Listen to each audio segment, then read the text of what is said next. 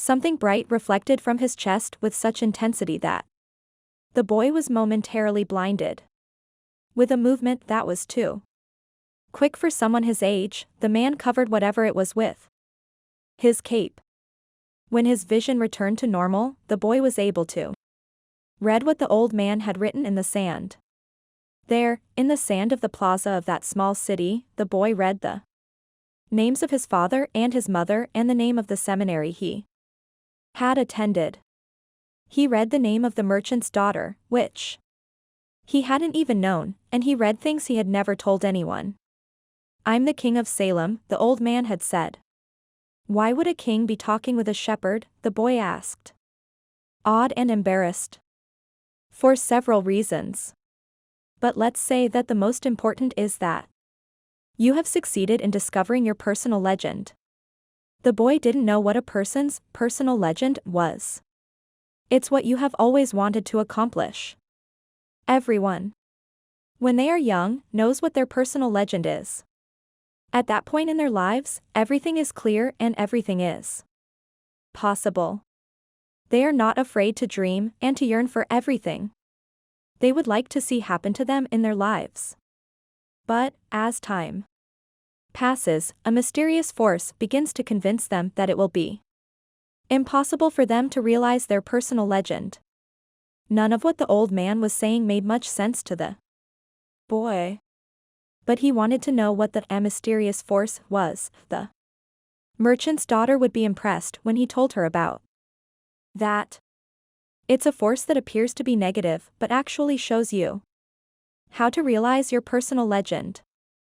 It prepares your spirit and your will, because there is one great truth on this planet: whoever you are, or whatever it is that you do, when you really want something, it's because that desire originated in the soul of the universe. It's your mission on Earth. Even when all you want to do is travel? Or marry the daughter of a textile merchant? Yes, or even search for treasure. The soul of the world is nourished by people's happiness. And also by unhappiness, envy, and jealousy. To realize one's personal legend is a person's only real obligation.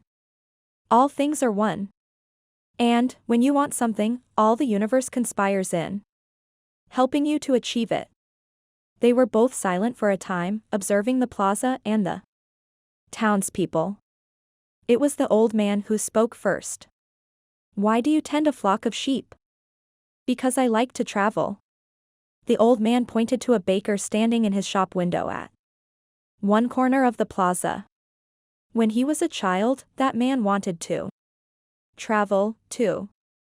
But he decided first to buy his bakery and put some money aside.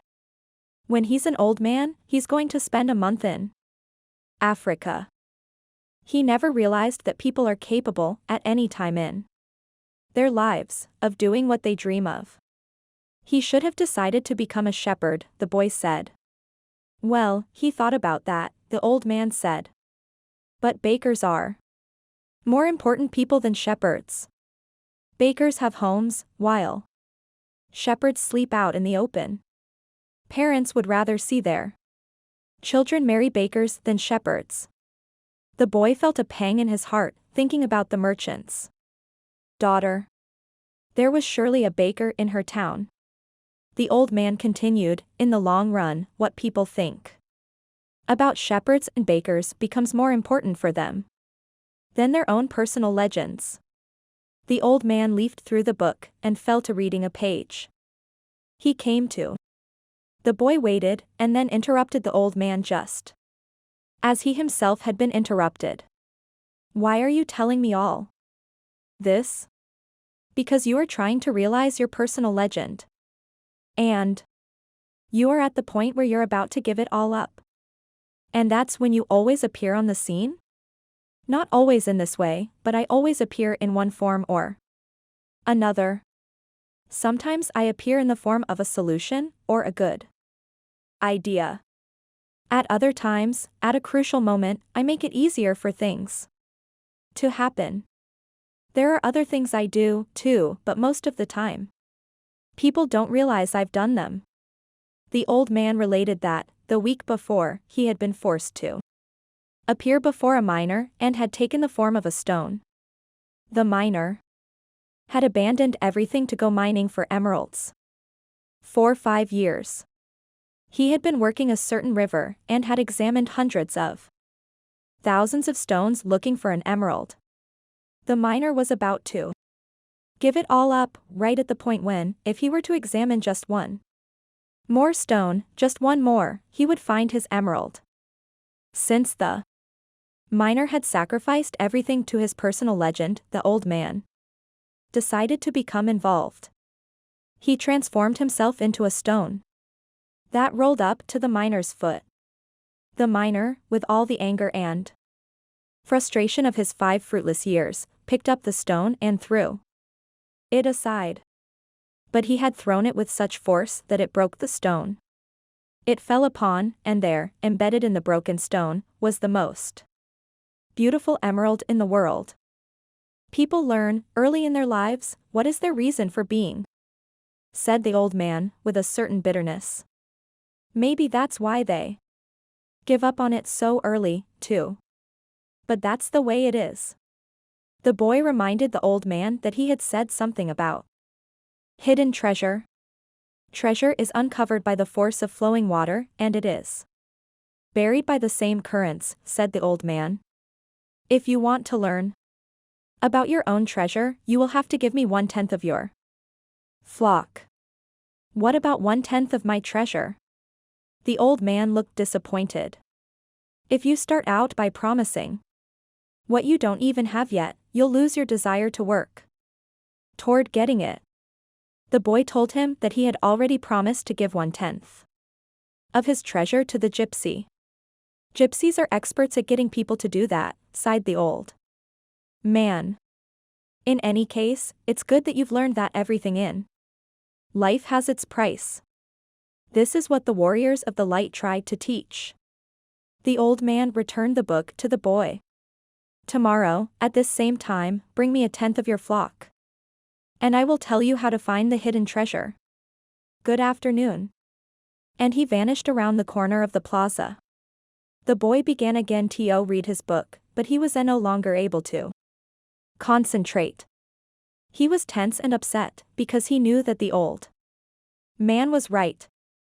He went over to the bakery and bought a loaf of bread, thinking about whether or not he should tell the baker what the old man had said about him.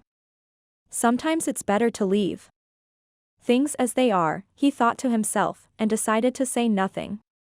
If he were to say anything, the baker would spend 3 days thinking about giving it all up, even though he had gotten used to the way things were. The boy could certainly resist causing that kind of anxiety for the baker. So he began to wander through the city, and found himself at the gates. There was a small building there, with a window at which people bought tickets to Africa. And he knew that Egypt was in Africa. Can I help you? Asked the man behind the window. Maybe tomorrow, said the boy, moving away. If he sold just one of his sheep, he'd have enough to get to the other shore of the strait. The idea frightened him. Another dreamer, said the ticket seller to his assistant, watching the boy walk away.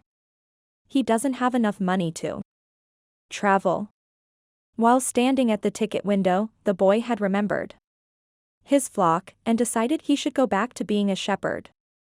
In 2 years he had learned everything about shepherding. He knew how to shear sheep, how to care for pregnant ewes, and how to protect the sheep from wolves.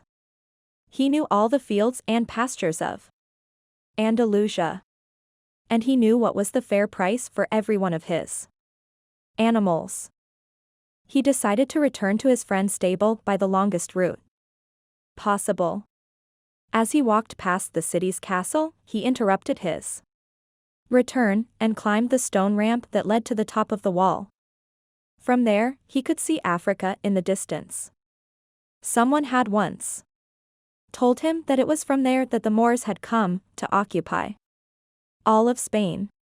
He could see almost the entire city from where he sat, including the plaza where he had talked with the old man. Curse the moment I met that old man, he thought. He had come to the town only to find a woman who could interpret his dream. Neither the woman nor the old man was at all impressed by the fact that he was a shepherd. They were solitary individuals who no longer believed in things and didn't understand that shepherds become attached to their sheep. He knew everything about each member of his flock. He knew which ones were lame, which one was to give birth 2 months from now, and which were the laziest. He knew how to shear them and how to slaughter them. If he ever decided to leave them, they would suffer. The wind began to pick up. He knew that wind, people called it the Levanter, because on it the Moors had come from the Levant at the eastern end of the Mediterranean. The Levanter increased in intensity. Here I am, between my flock and my treasure, the boy thought. He had to choose between something he had become accustomed to and something he wanted to have. There was also the merchant's daughter, but she wasn't as important as his flock, because she didn't depend on him. Maybe she didn't even remember him. He was sure that it made no difference to her on which day he appeared. For her, every day was the same. And when each day is the same as the next, it's because people fail to recognize the good things that happen in their lives every day. That the sun rises. I left my father, my mother, and the town castle behind. They have gotten used to my being away, and so have I. The sheep will get used to my not being there, too, the boy thought. From where he sat, he could observe the plaza. People continued to come and go from the baker's shop. A young couple sat on the bench where he had talked with the old man, and they kissed.